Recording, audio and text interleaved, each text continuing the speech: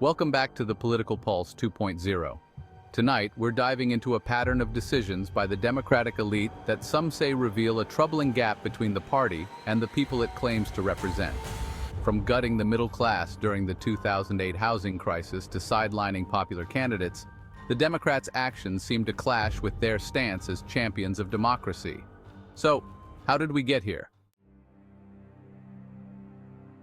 Let's start with 2008. After the housing crisis crashed the economy, many middle and working-class Americans were left behind. While banks were bailed out, homeowners were foreclosed upon. Reports that under Obama, an estimated 10 million people lost their homes. The policies favored Wall Street, not Main Street, leaving Americans, especially Black and Latino homeowners, devastated. For many, this was the first sign that the Democratic elite was out of touch with the real needs of the people. Fast forward to 2016. The Democratic Party had a clear choice: Bernie Sanders, who was building a massive grassroots following, or Hillary Clinton, who had a long political history but was highly unpopular.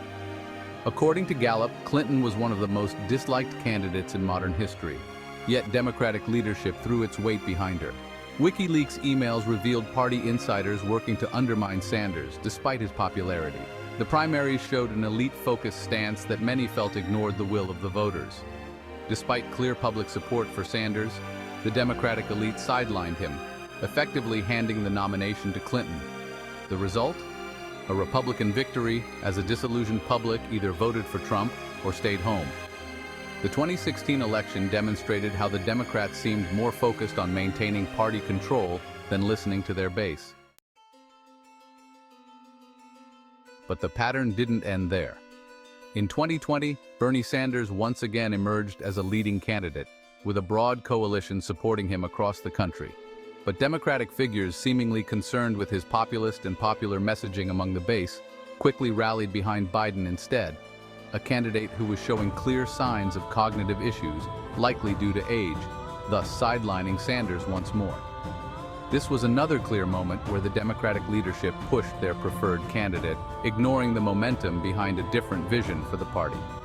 By rallying behind Biden and sidelining Sanders, the Democratic Party again showed a preference for control over listening to popular will.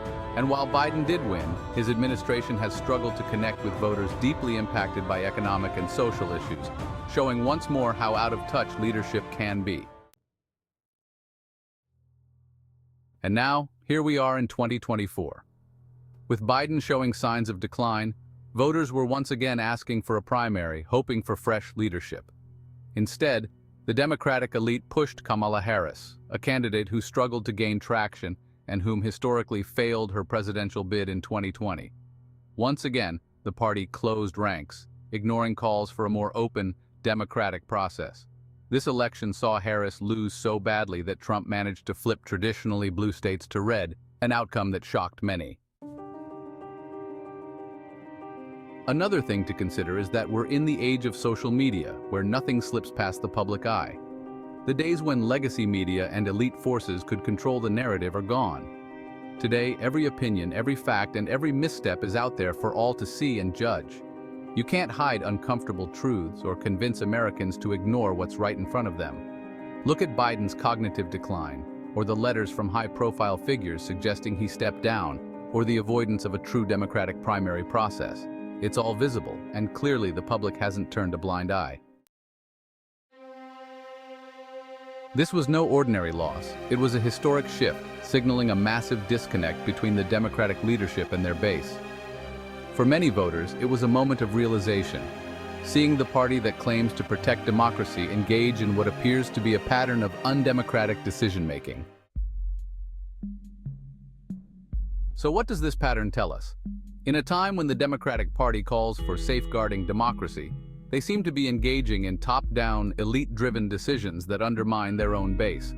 By continually sidelining popular candidates and ignoring public sentiment, they've created a cycle of disillusionment among voters.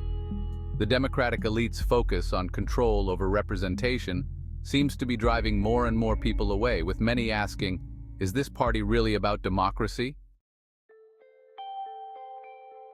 As we look at the massive historic loss by Kamala Harris, a red Senate and increasingly seeming red House of Representatives, and the blue states that Trump turned red, the question becomes, how much longer can the Democratic Party seemingly ignore the will of their base? At what point does the public say, enough, and demand real representation over elite control? Let me know your thoughts in the comments, and don't forget to like and subscribe to the Political Pulse 2.0 for more deep dives into the issues shaping our nation.